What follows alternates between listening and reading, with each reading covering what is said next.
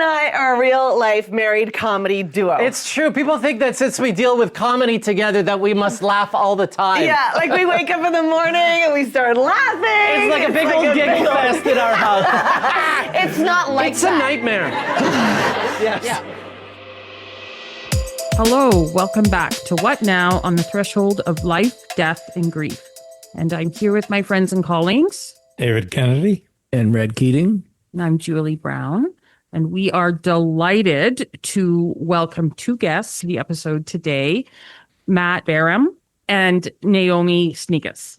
Welcome, Matt and Naomi. Thank you for having us. Yeah, thanks for having us. We are so excited for this conversation. We think it's going to be rich. It's going to probably be funny. It's going to be improvised at times, and we're not sure where it's going to go. But before we dive in, I just want to read a little bit about your bio because this is very interesting. It's a first for our What Now podcast. So Matt and Naomi met at the legendary Second City Theatre in Toronto, and it was love at first laugh. Together, they wrote and performed 5 shows before co-founding the National Theatre of the World.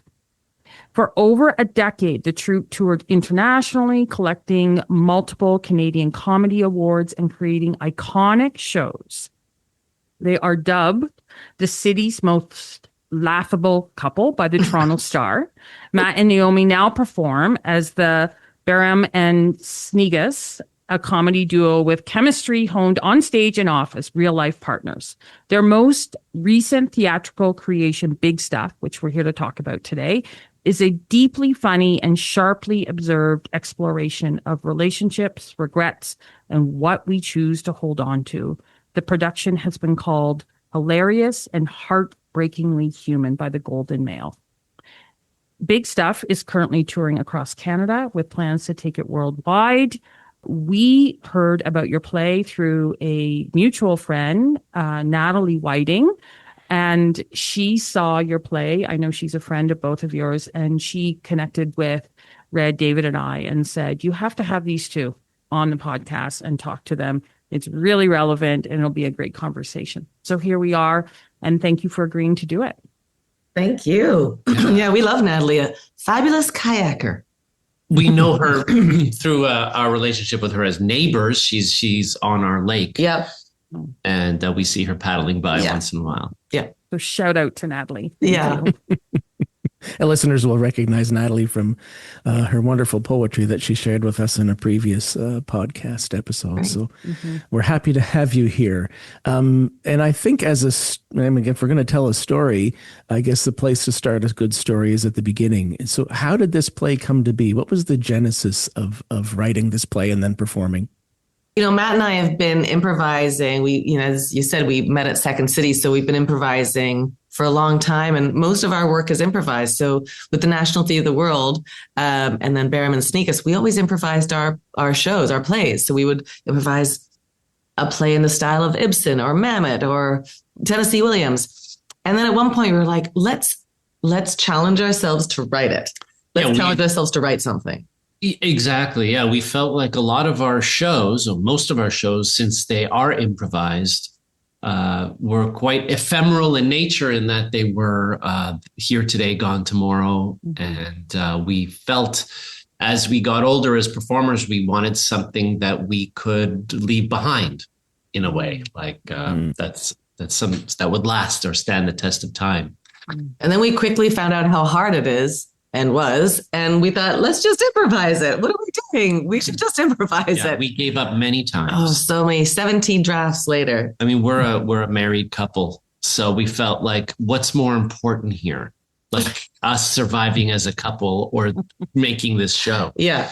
And we thought it's both important. In fact, we checked in with our therapist and she was like, we really did. Yeah. She actually couldn't believe. She was like, I can't believe. So let me get this straight. You put your actual life on stage. And we're like, yeah, that's what we do in improv. And that's what we're doing with this play. And she was like, that's very brave and bold. Yeah, why? Right, why? But we had a story to tell, That's how the process began. And then simultaneously, at the same time, the last of our parents passed away. And Vic, Naomi's father, who was in palliative care, but also Our palliative care. Yeah, he was staying with us at our cottage, and so we had a community care come in and help us, during that process, and which we're very thankful for. They made it possible for us to be with him those last days, and then when he passed, we realized we wanted to honor that in a way. It was during COVID; we had no funeral per se. And we wanted to do something to memorialize or honor our parents. And we were writing the show and we felt and then we realized we inherited all of their stuff. Yeah, we had you have boxes. Everybody's got boxes or cupboards or drawers of stuff. And we had my father's, your father's, both our mothers, my grandmother's, my grandfather's, all this stuff. But also, somebody asked me once when my father passed away, what was he like? And it was the nicest gift you can give somebody is to talk about somebody that's no longer around, if you like them. And I had a great relationship with my pops. So it was, and so we were like, what happens if we build something that we get to share these stories because they're really beautiful, but also hear the audience's stories. So that's kind of the we'll get into that impetus. In a bit too. Yeah, but that's where you're right. That's where it started. Wow. You have a lot of stuff. Where'd you put it all? I'm telling you. Like, you that's a lot probably of have stuff. some of our stuff in your garage and you just don't know it. That's how much stuff we have.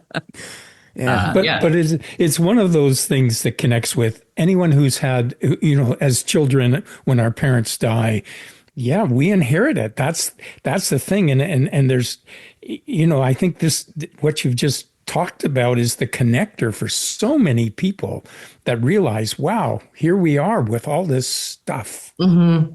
Yeah. Can I tell you something that I'm just piecing together, David? Is that you actually helped me through my grief. Do you remember? Well, I wasn't going to mention anything, Yes. but I do remember. And well, yeah. So I was just piecing it together. And as we were talking earlier, I was like, David Kennedy, that's so familiar. So you became, I'm going to weep a little. It's like, but it was really integral to the process. Grief is not something that starts and ends easily or simply. It's complicated, but you really helped me a lot. Can you describe with your father? That's right, Vic. Okay. Yeah.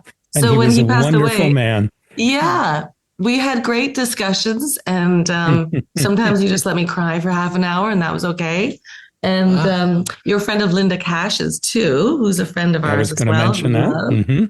And so You'll know your listeners might know Linda Cash from Waiting for Guffman. Oh, yeah.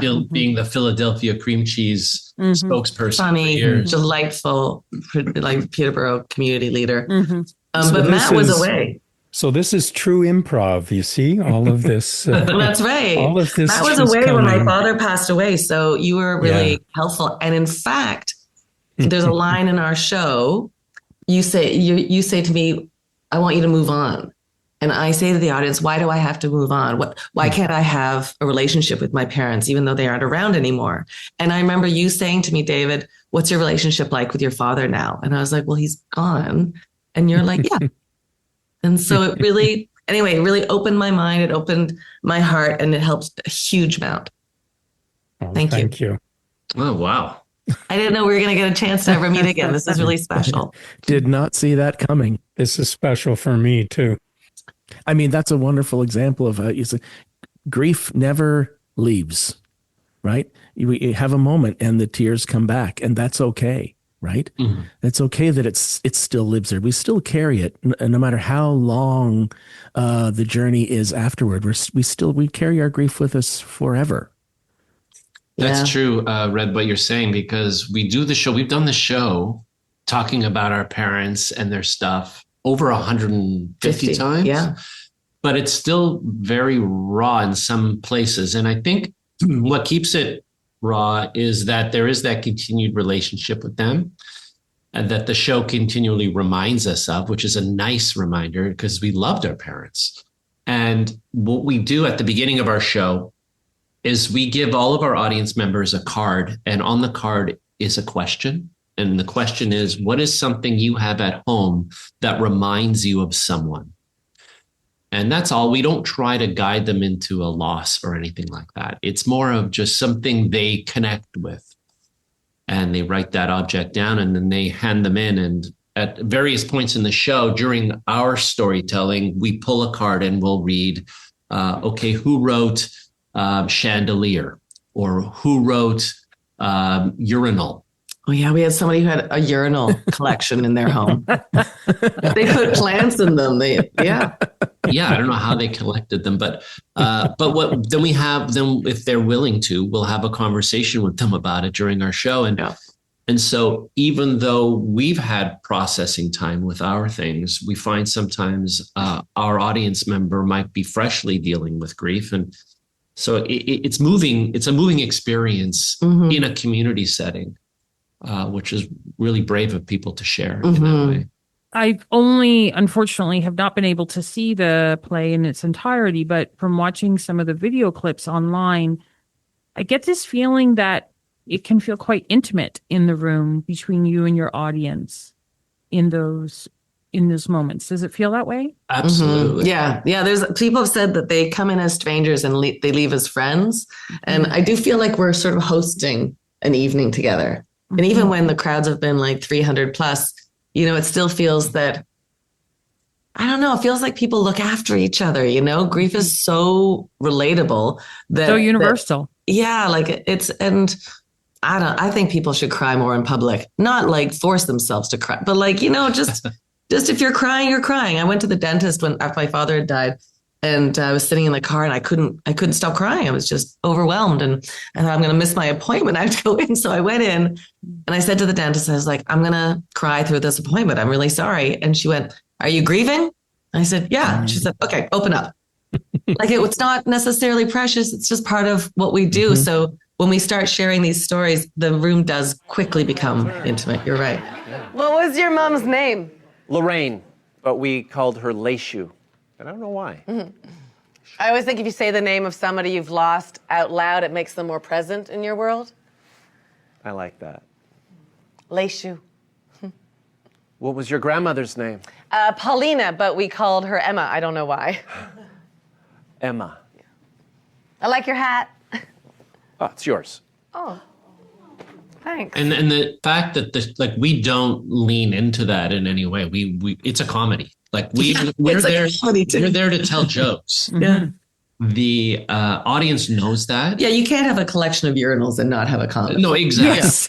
It's just asking for it. Asking. Yeah. Yeah, no, absolutely. And I'm sure your listeners know that that grief exists like simultaneously with comedy and laughs because that's life. Yeah, if you think of the saddest moment in your life, maybe with some distance, as they say, what is it? Time, tragedy plus time equals comedy. So with some distance, you can usually look at the saddest time in your life and go, yeah, but remember that funny thing that happened? Right. So we just sort of embrace the funny things that happen. Sometimes tragedy it happens at the same time as comedy. And that could be marriage. Whoa. What? That's good stuff. What you just She just slid that in there. She did. Tell us about some of the themes you explore related to stuff. And maybe if you could even just paint a picture around even what the set looks like. Yeah, we have this beautiful set that was designed by Michelle Tracy. And when you come in, you see rugs like a Persian type red rugs on the floor, which is very typical and makes you feel like it's sort of home. And then you see a wall of boxes. And they're all sort of different not shapes, but different sizes. And they're sculptural in a way that there's like sculptural. Like a 3D. Some are popped in and out and they catch the light differently. And there's some of them are open. Yeah. And then inside the open things, there might be living like a toaster or a monkey or like different things that we use during the show. Have little lights inside them that shine on the object. But yeah, toasters are a theme. When we were living in Los Angeles for years, we'd be flying back and forth because we had a little apartment there. And one time I'm watching as Naomi's unpacking our carry-on and there's a toaster in it. And I was like, why did a toaster fly with us to Los Angeles? We needed a toaster in Los Angeles. And I'm like, that's how. But the thing is, there are toasters in Los But I'm not going to buy a toaster in Los Angeles when I have a good toaster in Toronto. I just have to bring. So I wouldn't show him that I'm packing it, but I'll just pack it. And it's just like no one's life depends on their close proximity to a toaster. Well, yeah, but you don't know that. Yeah. It could. So we have toasters are a theme of like Collections. We talked to the audience about collections. We talked to the audience about things that they have from their childhood that they still keep. And we all have that thing from your childhood that you're like somehow attached to. Nobody wants that bear with the ear that's falling off, but you want it because it reminds you of important things. So we realized during, even in that interchange with the toaster, that Naomi and I have vastly different philosophies on stuff. Like I want to throw everything away. And I'm going to just keep everything. Like I'll keep everything. Like touch. This reminds me of somebody. This reminds me of somebody. This reminds me. Naomi is recording this conversation so she can listen to it later. But they will post it. Doesn't matter. I want to keep a copy of myself. So like and I've never met a garbage can I didn't want to. Like I'll go to a dollar store, buy something, and take it right to a landfill. That's what you think you do, but I take it out of the landfill and I put it back in the house. Like a jump scare. Yeah. In a horror movie. That conflict is very important for the show because it allows us to show both perspectives or two perspectives, even though there are a lot of things I'm very sentimental about as well. I mean, that's a point of friction as well, potentially. What is the memory or what is the sentimentality that we inject or lay over top of a thing? If it's important to one, is it important to all? It doesn't need to be, but if it's not, but then what do you do when you got this thing sitting around the house and one sees it as this important object and the other one sees it as a dust collector?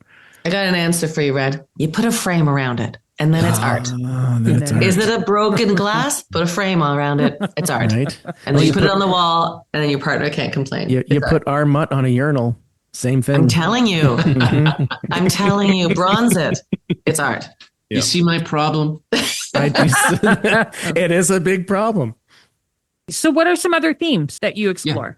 Well, I would say since we're talking about our lives together and our relationship becomes a theme in the show as well. And so it's a bit of a memoir in that way. It's how we met and how we've come together, how our parents have had their influence in our lives, what we remember strongly about them. We each visit our parent at one point in the show. I hear you're just returning from your mother's funeral in Edmonton. Classic bit. You're Matt. You must be Naomi. Yeah, hi. Hi. I'm really sorry to hear about your mom. Oh, thank you. Yeah, weird thing is my grandmother just died. You trying to cheer me up? Do you hear the tone? We go for a walk. Tell me something about your mom. Oh, just like a random fact about my mom. Yes. She didn't believe in left-hand turns. What does that mean? Like she believed left-hand turns existed, but she thought they were like unnecessary and dangerous. She just never did them.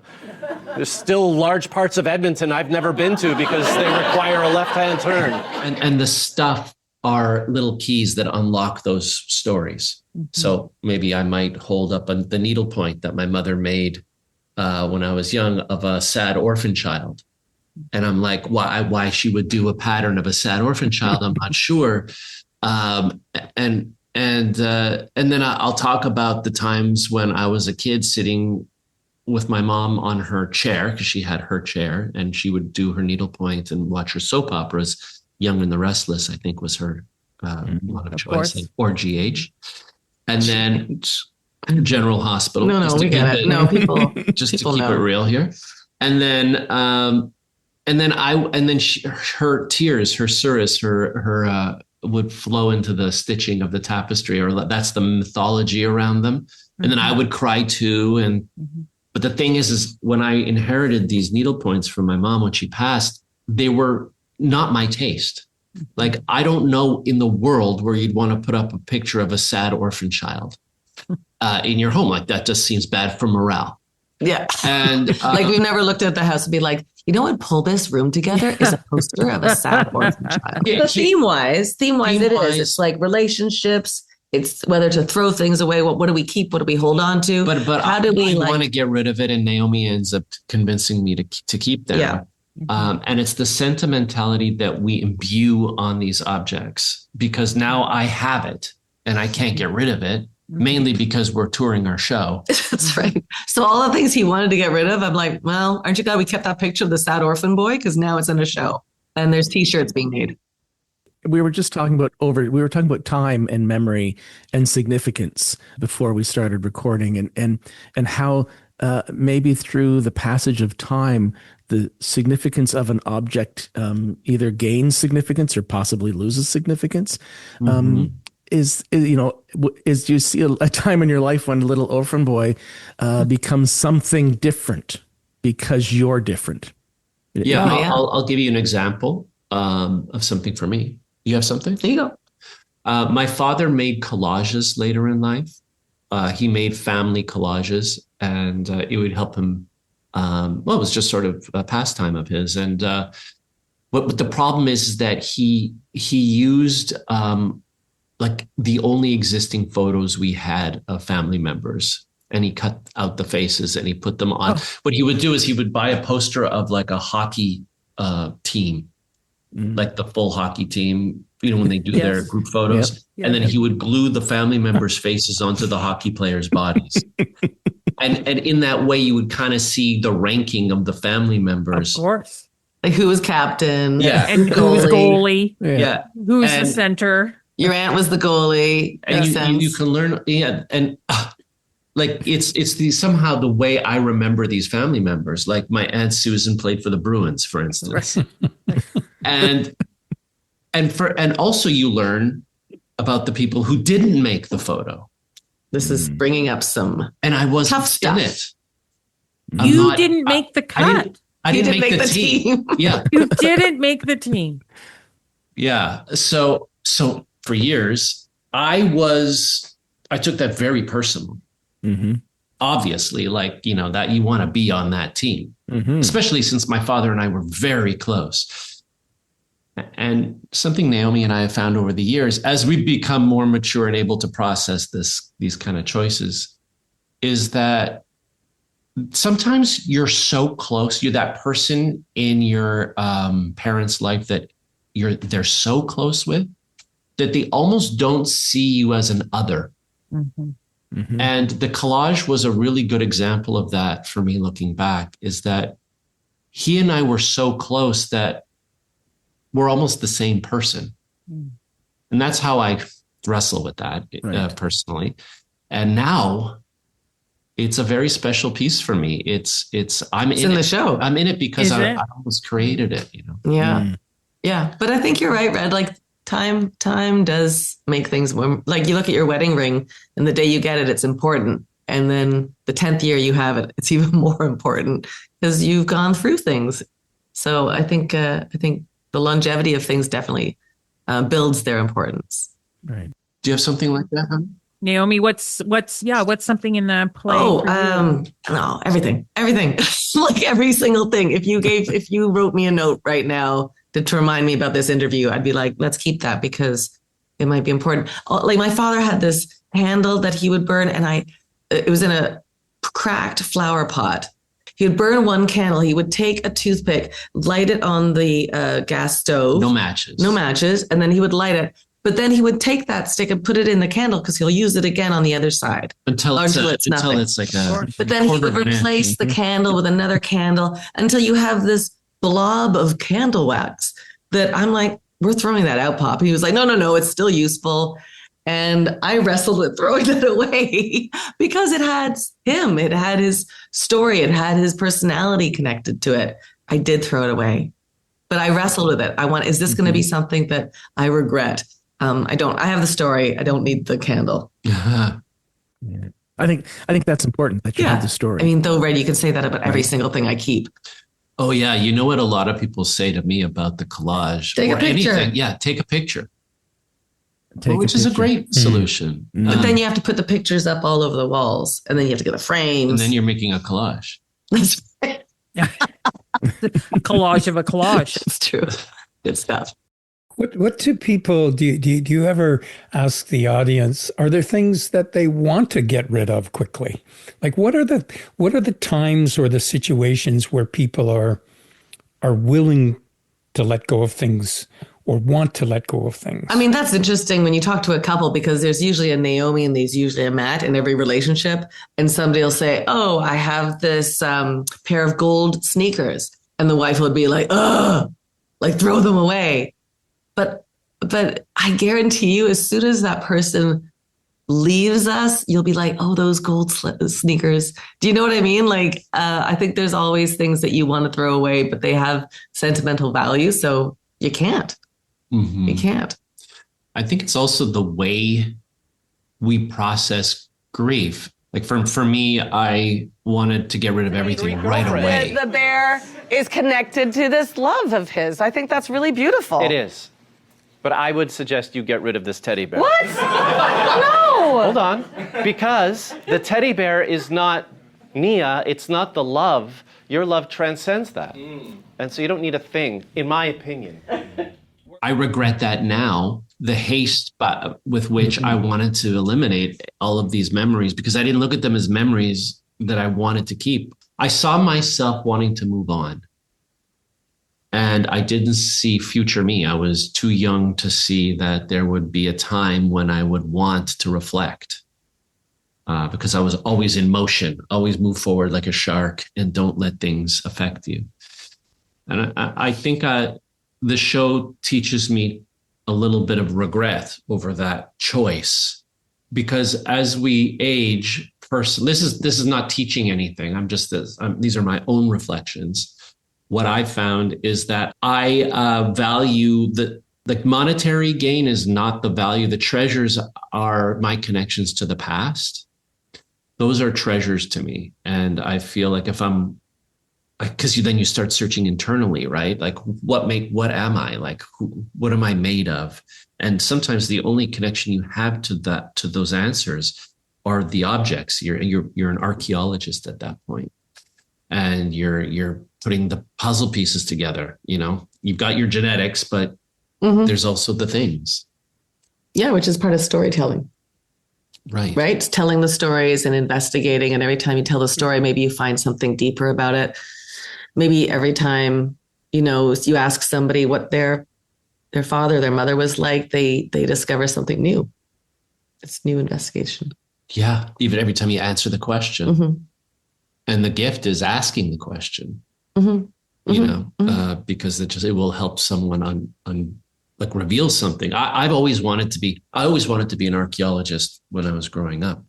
I even went to school for it, and I took 3 years of anthropology on my way until I realized I didn't want to become an archaeologist. I wanted to become Indiana Jones. And I could become, if I was an actor, I'd probably find a clearer path to that. Yeah, less studying. It hasn't happened yet. Yeah. Arlene Dickerson uses this phrase, and I've never forgot it. She talks about, in reference to her own life, it's the soil I grew up in. And I've often thought about as we mature, sometimes we look back and sometimes we're happy, but often we can be embarrassed, or we want to, as you said, Matt, move on quickly after death. But I think there's something about that, recognizing the soil we grew up in and all of those pieces of that make us who we are, that as people who were part of that soil in our raising are no longer here, we have a new respect, or we have a different perspective. And I think it's a matter of having a better understanding of who we are now, as we can have those pieces reflected upon. Yeah, I like that. That's really beautiful. So cool. Yeah, I could see that. As you move away from your home, as you you live your life, you're further and further away from the soil, and all you can do to keep that memory of that are perhaps not only the memories, but some of the objects that you're able to bring along the way, or that have been endowed to you, even though you didn't want them. It's the good and the bad, though, right, David? Like, it's the soil is like not everybody had great relationships with their parents, and regardless, that's your soil. So it's what you're going to grow from that soil that makes the difference. Yeah. I mean, we live in Toronto, so our soil sucks. Okay. As I listen to this, I think, the challenge is, on the one hand, like Matt, you've got throw everything away immediately, get rid of this stuff and move on. Naomi, you've got hold on to everything. And if we held on to everything from the archaeological history, we would have a museum, or we would be on Hoarders on TLC, because we wouldn't be able to move inside our homes from all the stuff. By the way, and so we have museums. Okay. Yes, we do. No, I'm just saying, if you're describing a universe that there are no museums, that happens. Oh, I meant a personal museum inside the four walls of my house. Yes, exactly. Yeah. And it would be like George Costanza's wallet, one more thing, and it'll just explode, right? And so it does become that balance of, how do I keep my history through the maintenance of some stuff, maybe some archaeological finds, but not be overwhelmed by it and sort of stopped by it or held back by it. Well, I think that's what I'm hearing your show actually helps people do. It helps them bring to their mind. I mean, when you ask them, think of an object, and the first object that comes to mind is probably one that has great significance. And maybe they realized it, maybe they didn't. So maybe this show is, I love that it's funny. I love the comedy, but it has some real helpful pieces to it. Yeah, we didn't mean to do that. Like when we wrote it, we were like, let's just write something funny and meaningful to us. And it has become bigger than we imagined. We're not qualified. We don't have the training that you all have to deal with people going through grief or anything like that. But I think it is in the world of storytelling. Right? What you're saying is like, how do you make sense of throwing things away or keeping, like, why don't we all live in like cluttered, hoardy museums? Well, we do. We do. But like when, and there are people that really crave the simplicity and are like, look for things to get rid of. And that's a different emotional detachment. But I think it's the storytelling. And I've started, I don't know, the way I can make sense of like parting with things that were my mother's, because she had a lot of like pretty things like vases and bowls, and you just don't need that many bowls and vases in your life. So whenever I go over to a friend's house for dinner or a visit, I always take one of them with like candies in it or a vase with flowers in it. And then I leave it for them. It's reverse stealing. It's reverse. And I leave it for them with the story of my mother, so that even if that vase gets broken and thrown away, or even if but at least like her memory has passed on a little bit. And we don't have kids, right? So there has to be some sort of passage of stories that exist, at least for me. That's the important thing for me, is that I want to share these. I had really cool parents. They did a lot of really neat things, and I want to be able to share those stories with people. That's part of the inspiration for the show, was that when we were looking at all of this stuff in our basement after the loss of our folks, I was like, okay, let's get an estate sale going. Now we bring, we just put everything out, people come in, it's gone, and then the rest of it we'll donate, right? Of course. And then Naomi's like, no, I want to see who the things are going to. But it worked. I had all my father's students come over and go through all his science journals, and they found a couple of things. They were like, oh, this is work that is actually kind of interesting. So I don't know, like, do everybody to each his own, right? This is how I dealt with my things. And Matt had to go along with the ride because we're married, and he dealt with them differently, and he threw everything out, and I kept it all. He thinks he threw them all out, but I put the boxes in the basement. So everybody deals with it differently. That's the thing about grief. Yep. That's so true. There's a point in a show where you make reference to the importance of saying the name of the person who has died. And then you invite audience members to say it as well. Can you speak to that a bit? Yeah, I came up with the idea that it's funny that you, before we started recording, Red, you said, like, my name's John. That's not interesting. But you say the word John and I say the word John differently because I have an Uncle John.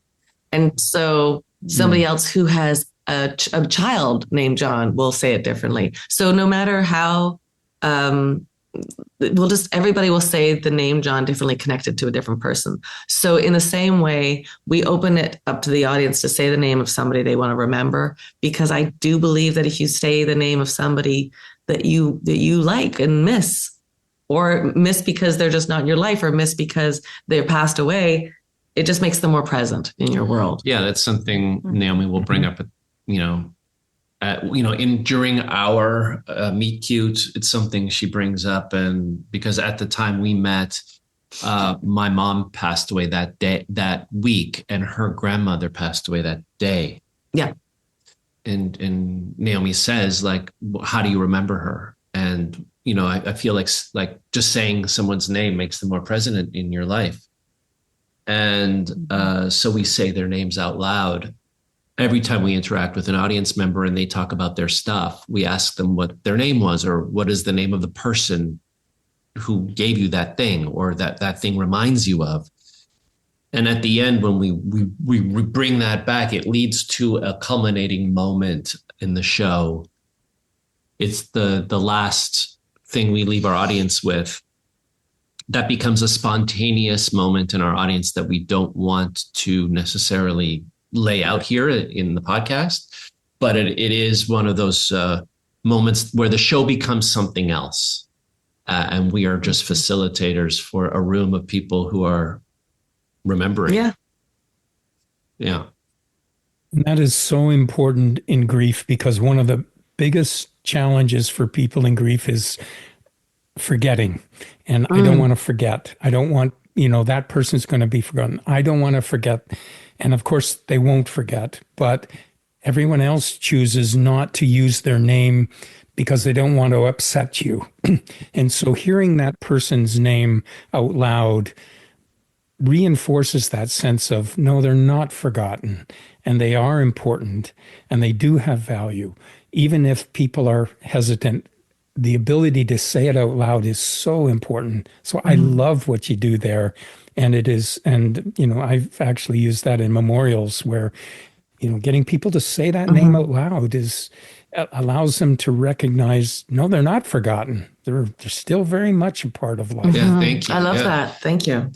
David, there's a thing a clergy member said to me, a rabbi actually, after it was actually at a bris, and he said, you have 3 names in your lifetime.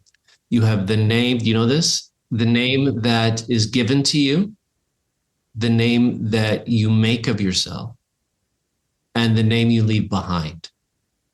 And it's the same name, or in John's case, it's different, but that's the name you've made for yourself. What we'll see what we leave behind, and I think that's really cool. Because it means that there's an ongoing, there's motion to that. There's progression. Well, and I think the difference between the name we make for ourselves might be more of our accomplishments, where the name we leave for ourselves are the deep pieces of relationship that we develop and cultivate. And those are the pieces we remember that are the most, certainly have the greatest depth to it. And yeah, you're right. I love that too. That's a great. I also love what you said, David, about like people say, I don't want to upset you, but like, how's your mom or how's your pop? And I'm like, what's wrong with being upset? Do you know what I mean? Like what, I love my parents and I want to talk about them all the time. And if that makes me look upset, I don't care. So you know what I mean? Like, it's so funny how many people are like, it upsets me more to not talk about them. Yeah, exactly. That is, I'm sure David and Julie would agree. One of the biggest insults people can receive is that when they go to a party or they go to a gathering and nobody asks. I know, as if it hasn't happened. And nobody says their name, and they go home and they say like, oh my, yeah, exactly. And so the actual opposite is true. By saying the name, you evoke the person, you make them present, and then you make the person, even if they're upset, they're going to feel good. Like they're going to be happy that their loved one isn't forgotten. Whereas the opposite of ignoring that has, the equal and opposite reaction of being insulted or feeling like they're just trying to move on and forget the fact that this was a significant person. It's so interesting, when people pass away and everybody, they reach out with, emails or texts or whatever, and they say, if you need anything, let me know. And truthfully, when you're in the peak of grief, you're like, I don't know what I need. Yeah. Stop asking me that. Don't ask me what I need, because I don't even know what day of the week it is. And the best thing people can. I also don't like sorry, I interrupted you, but I remember not being able to respond to, look, I know what you're going through. Right. Because you don't. Grief is they're so different for. So individual. There's a new improv for you. Things people say. Yeah, that's good. Grief. It's fantastic. Yeah. I mean, there's no right thing to say. But really, you just need people to show up. You can leave, you can leave some food on the front porch. You can just call with a text or a call and say, I'm thinking about you, or I can text with a heart. You just have to let people know that you're there for them without saying, tell me what you need? Because it's too hard. It's too challenging. Just make a decision. Nobody's ever been like, ugh, this person dropped off flowers. Ugh. Nobody's ever said that. Oh, they made me a casserole because they were worried about me. What a jerk. Nobody ever said that. And now they left a dish and now I have to keep it. One of the best examples of that is with someone, they came home and it was end of winter, spring, and they came home and someone in the neighborhood had taken down their Christmas lights. And they just went, that was a job 100%. I was never going to do. Their taxes. That's what I need. If you need anything, laundry should get done, taxes should get done, all those things. Mm-hmm. Yeah. What, I owe money? Well, you did a terrible job. After that for me, would you? You can't say how well they'll do your taxes. Oh, okay. What have you been surprised by with the show? What have you learned or been surprised by? I think the very first show, we were surprised that people participated in such an open way. And because in the rehearsal process, you as artists, you spend so much time thinking about how things aren't going to work. Well, you do. It's true. I do. I prepare for the worst, hope for the best. And I don't even do the hope part. So it's mostly, how are we going to get people to talk about their grief or their loved ones? There's no way. And then, we should have relied on what we knew, which was, as we were going to see theater all across the world, we were very fortunate to go to the West End in London and to see some shows in New York, and to realize more and more people want to be seen in art. They want to be active. They want to participate. Yeah. Yeah, and heard. So this was a way, I think, for people to go to the theater, which is a very unique experience, and an experience that I think is becoming less and less, just appreciated in the world. And I think that's going to change. I think the more we, get worried about the, online presence and AI and our in the inhumanness of that experience, that people are going to want to go out and have community events again. And sometimes for people who are secular, the theater becomes a church of some kind, a communal experience at least, so that even though there's no necessarily direct correlation with God or anything, but it's each other, it's fellowship. And I think that was the surprise that also how brave people are. People are like, it's not easy, saying the name of somebody you miss. It's not easy telling a story that might evoke, grief, that the audiences are really brave and bold. And then the other surprise was how the audience looks after each other. That was a really beautiful moment when somebody said, he said, what do you have at home? And she said, a necklace. And the way she said the necklace, oh, a necklace for my husband. And Matt said, is your husband still with us? Because he just knew. And she said, no. And it's the first time that we thought, oh, this is going to connect to people that aren't actually around anymore. We specifically asked the question to avoid that. And then the whole audience like sort of embraced this woman. And it just, you could see her just being supported and buoyed by their presence and their support. It was that was surprising. The way the audience looks after each other. It's not the kind of thing you expect to happen at a comedy show. No. So that's very That's right. But it speaks to how much people need it and are craving it, and I know it's been a theme in many of our podcast conversations about how we need and want to be witnessed and are we, and so even that question that you started out with, Naomi, when someone said, tell me about your dad, it's like how much we need to be able to, whether it's talking about the person or whether it's talking about our experience of losing that person, there really is a need to be witnessed, to be heard in it, and not just the very traditional walking through the visitation line saying, I'm sorry for your loss, but in the months and years to come, to still feel like I can bring this person forward and they can still take up a moment in this space in my life right now. Well, I mean, not to hearken too much, but David, that was a real gift that you gave in our discussions to witness my process, because I didn't have anybody. We were in COVID. I was by myself at this little cottage. Matt was away, and so you were a huge help. Do you remember it? And I don't want to put you on the spot. Do you remember anything from our? Yeah, you do. Oh, I sure do. Yeah, I do. Absolutely. Yeah. And I remember, and I was just going to comment, I mean, your dad was so well known too. And so, he taught so many people. And I'm sure that sense of his legacy is just so wide. But it's amazing over time, we don't, unless we connect with that. And then when we do, all of a sudden it just brings back all those wonderful pieces, right? But yeah, I do remember that. Thank you. Yeah, somebody came up to us after we'd opened and said, I was listening to jazz the other day and I thought about your pop.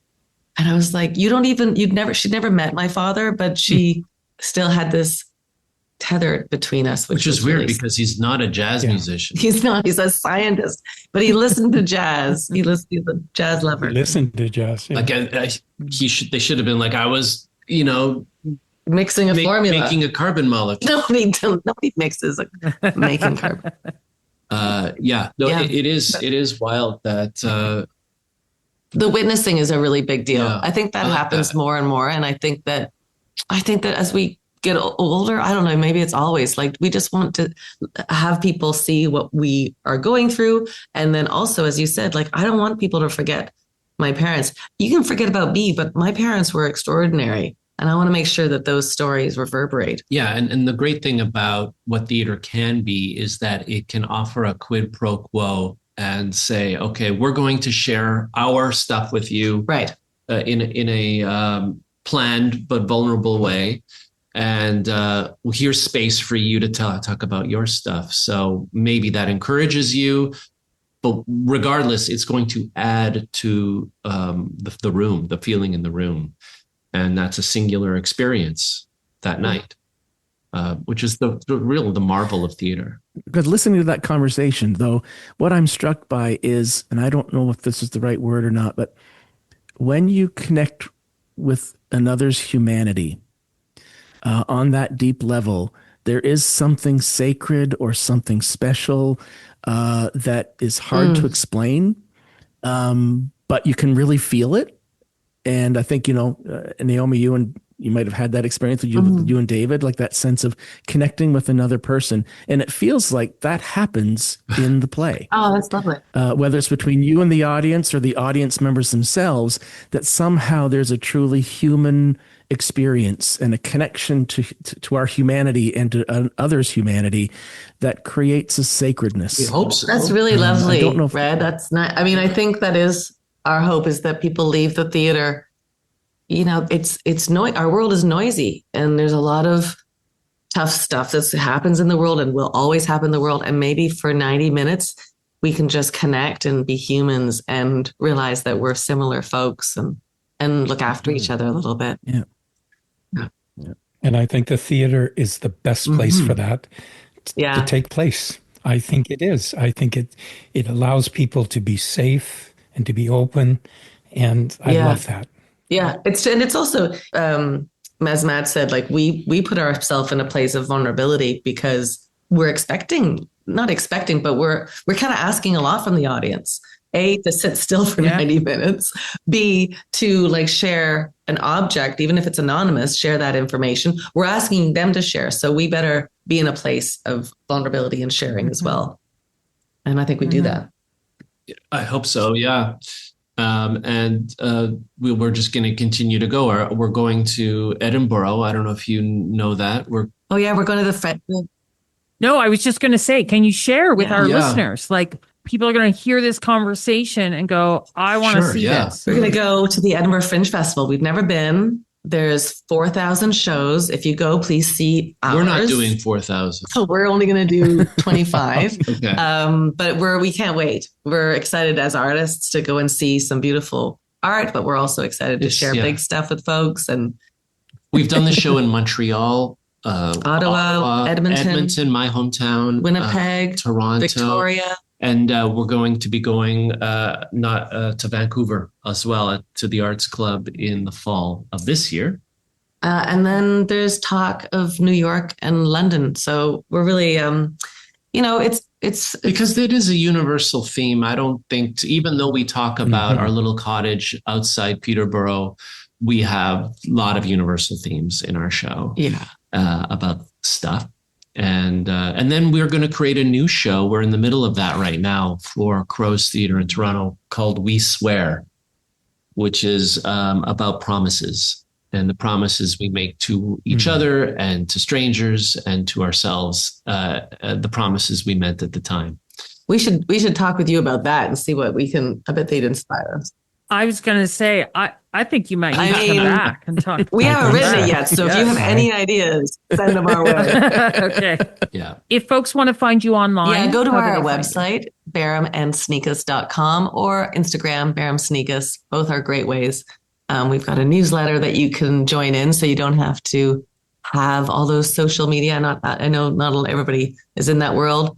How do you do the newsletter? You're going to have to go to the Instagram or the website. That sounds like social media to me. But if you just go to the go to your site. Just go once. Start there, and then you'll find us through there. Go to you. Because, we will put links to that in our show notice. Thank you so much for this conversation. What a pleasure speaking with you three. Also, thank you for what you do. Yeah. Because really, you made it possible for us to remain sane through this. I was away doing work in Vancouver, and Naomi was alone. Without you, she would have been alone. So thank you. Yeah. We had amazing care. I have to say, I know you have a lot of listeners that are caregivers. We had an amazing care, not only like folks that turned up with like the bed and the walker and the oxygen tank, the things that you needed, but like the nurses over in Kingston, shout out to the Providence Manor nurses that looked after my mom as she passed, like they were just there, making sure that she was fed, but also make sure I was fed while I cared for her. Bancroft? Yeah, Bancroft people. We really, really had some good angels around us. Very lucky. Thank you. Oh, you've made my day. Yeah. We love each other. We love each other. I'm the luckiest guy in the world. Aw. I have front row seats to the best show on the planet. Oh, that's nice. It's just I've seen the show so many times now. I have notes. Okay, but we do love each other. Thank you for listening to What Now?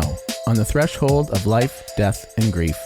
What Now is produced in partnership with Hospice Peterborough, dedicated to providing compassionate care and support to individuals and families facing life-limiting illness and loss. What Now is recorded at Thin Spaces Studio in Peterborough, Ontario. Special thanks to Paradise Garage for providing the music. Technical support is provided by Sean Heichert and audio engineering by Kevin Fleming. More episodes of What Now are available for free on most major podcast platforms. If you found value in our conversations, Please support us by following the show, leaving a 5-star review, and sharing it with your friends and loved ones. If you'd like to support the essential work of Hospice Peterborough, please consider visiting hospicepeterborough.org/donate.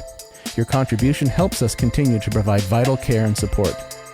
Until next time, may you find peace and comfort on your journey.